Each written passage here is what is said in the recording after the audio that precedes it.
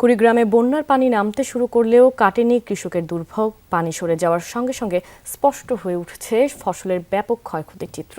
কৃষি বিভাগের তথ্য মতে গত সপ্তাহে দুদিনের বন্যায় জেলার প্রায় 500 হেক্টর জমির ফসল নিমজ্জিত হয়ে পড়ে।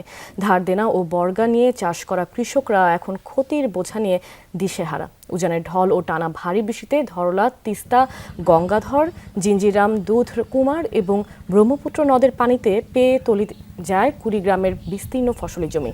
দীর্ঘদিন পানির নিচে থাকায় নদীর তীরবর্তী ও নিম্নাঞ্চলের আমন, বীজতলা, পটল, মরিচ, বেগুন, ঝিঙা, বাদাম, শশা সহ বিভিন্ন ফসলের জমি সম্পূর্ণ নষ্ট হয়ে গেছে।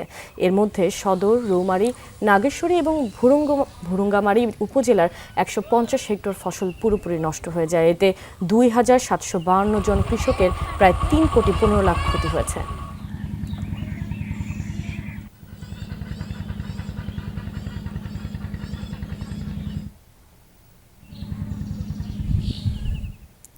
দর্শক, এ বিষয়ে আরও জানাতে কুড়িগ্রাম থেকে যুক্ত হচ্ছেন সহকর্মী নাজমুল হোসেন। নাজমুল, এই পরিস্থিতি থেকে ঘুরে দাঁড়াতে কি ধরনের সহযোগিতা চাচ্ছেন চাষিরা? রোহি, আপনি যেমনটি সংবাদে বলছিলেন, আসলে প্রায় 3,15,00,000 টাকার ক্ষতিপূরণ হয়েছে এবার 2 দিনের ভারী বন্যায়। 1 সপ্তাহ পার হয়ে গেল। আমি যদি একটু দেখাতে চাই, এখনো নিম্নাঞ্চলে যেসব জায়গা আছে সেখানটা পানি কিন্তু একদম নিষ্কাশন হয়ে যায়নি, যার ফলে এই নিম্নাঞ্চলে পটল, শসা, ঝিঙ্গে, পাট, বাদাম সহ যেসব কৃষি পণ্য রয়েছে সেগুলো কিন্তু কৃষি বিভাগের তথ্য অনুযায়ী 4টা উপজেলায় 150 হেক্টর ফসলি জমি কিন্তু একদম নষ্ট হয়ে গেছে। উপপরিচালক, কৃষি বিভাগের উপপরিচালক, তিনি জানিয়েছেন প্রণোদনার মাধ্যমে এগুলো ক্ষতিপূরণ দেওয়ার একটা তালিকা তারা করছে।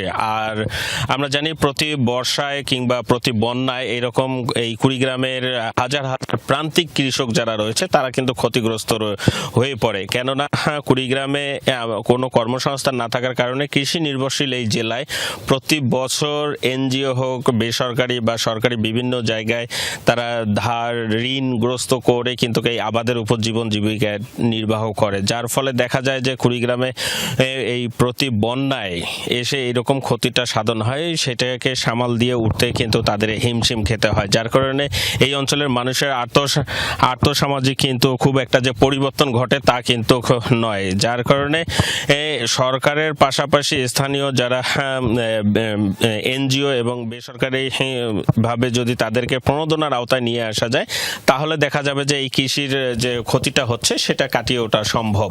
রুহি। নাজমুল, আপনাকে ধন্যবাদ।